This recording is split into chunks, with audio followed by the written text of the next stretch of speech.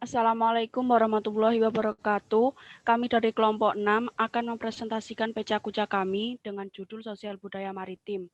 Anggota kelompok kami ada Maryam Erlinda Putri NRP 03, Angelita Romayanti Surbakti NRP 15, Bilkis Aina NRP 17, Herdanto Nurfirmansah NRP 37, dan Muhammad Yusuf Adam NRP 40. Negara dengan wilayah geografis maritim yang besar belum tentu disebut dengan bangsa maritim. Hal ini dikarenakan karena bangsa maritim hanya dapat terbentuk apabila ada sosial budaya maritim di dalamnya. Karakter sosial budaya maritim ini akan tercermin dari tingkah laku masyarakat dalam pemenuhan kebutuhan sehari-hari.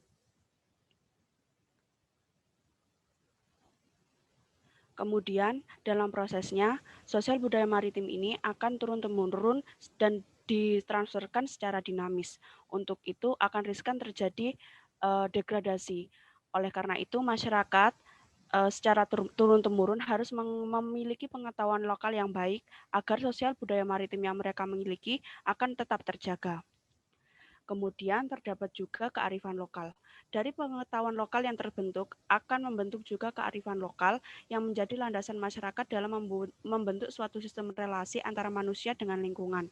Hal ini akan berfungsi sebagai pedoman, pengontrol, dan rambu-rambu untuk masyarakat dalam berperilaku dalam berbagai kehidupan. Kemudian, kearifan lokal maritim apa saja? Secara garis besar, kearifan lokal di sini dibagi menjadi 4. Yang pertama ada ritual seperti labu laut, rasa syukur kepada laut, dan sebagainya. Kemudian ada teknologi penangkapan seperti penangkapan ikan, dan sebagainya. Kemudian ada manajemen pengelolaan sumber daya dan folklore. Berikutnya adalah etnis pendukung budaya maritim. Masyarakat Indonesia membentuk berbagai macam aktivitas, pengetahuan, aturan, dan teknologi pemanfaatan sumber daya laut sebagai media dalam memenuhi kebutuhan hidup.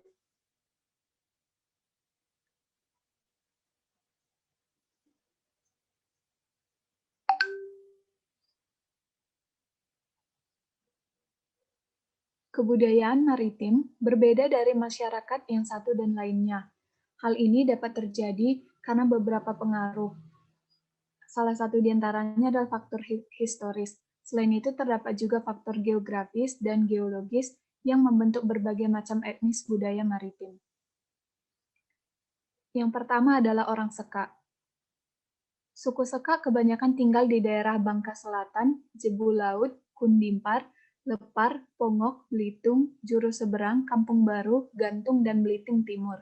Tempat tinggalnya disebut dengan Kampung Laut. Berikut ini merupakan peta lokasi dari suku Sekak.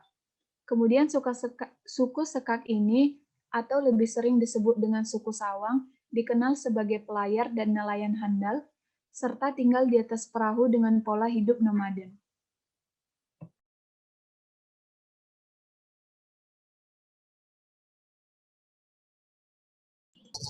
Orang Duano adalah salah satu masyarakat suku laut yang berasal dari Indragiri Hilir, Kepulauan Riau. Kehadiran suku Duano tidak lepas dari kerajaan Malaka dan Johor yang menguasai pesisir Selat Malaka. Dulu suku Duano tinggal di perahu, tapi sekarang sudah bermukim di daratan yang menyebar di daerah Sumatera, yaitu di daerah Tanjung Solok, Jambi. Orang Duano ternyata mengalami pola dinamika mata pencarian dalam memanfaatkan sumber daya laut. Orang Madura merupakan etnis dengan jumlah cukup besar 7 juta jiwa. Orang Madura dikenali dengan logatnya. Orang Madura serta di beberapa kabupaten di pesisir utara, ujung timur Pulau Jawa. Falsafah hidup nelayan Madura dalam memaknai laut untuk semua, untuk bersama.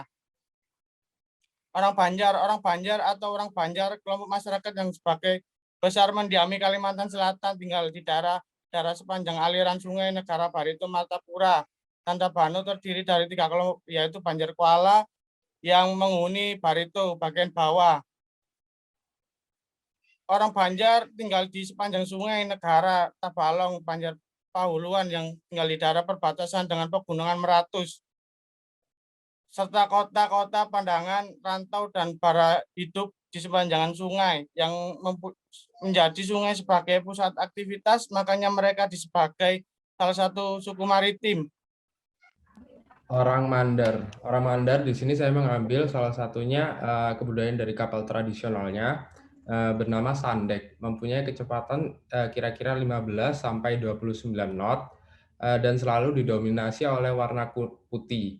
Digunakan oleh suku Mandar sebagai kapal penangkap ikan cepat seperti tuna dan cakalang. Orang Buton, di sini saya juga mengambil kapal tradisionalnya bernama Lambo yang sering digunakan orang Buton sebagai sarana transportasi dalam aktivitas kemaritiman. Aktivitas kemaritiman yang umum dilakukan adalah melakukan perdagangan dengan membawa hasil-hasil laut karena kapalnya bisa mengangkut hasil laut yang besar.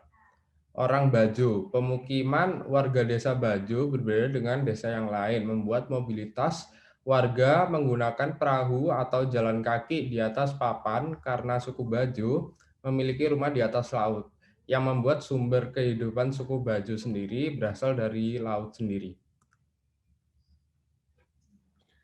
Makassar dikenal sebagai salah satu pelaut dan pedagang antar pulau yang kuat di Indonesia. Sistem kekerabatan mereka bersifat bilateral, yaitu garis keturunan ditarik dari ayah dan ibu. Struktur masyarakatnya terdapat stratifikasi atau pelapisan sosial, yaitu golongan bangsawan, rakyat jelata, dan abdi.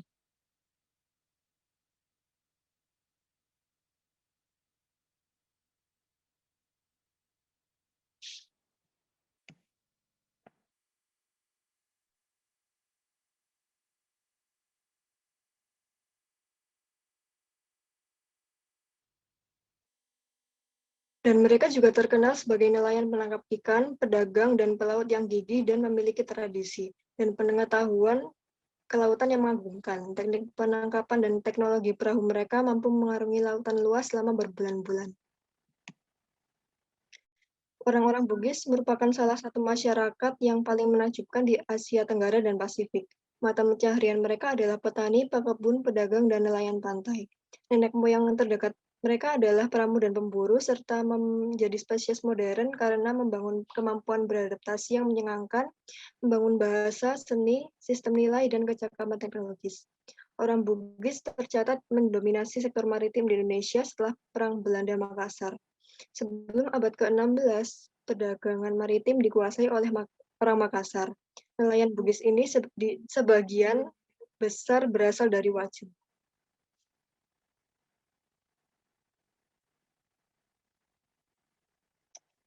Sekian presentasi dari kelompok 6. Terima kasih atas partisipasinya. Selamat pagi.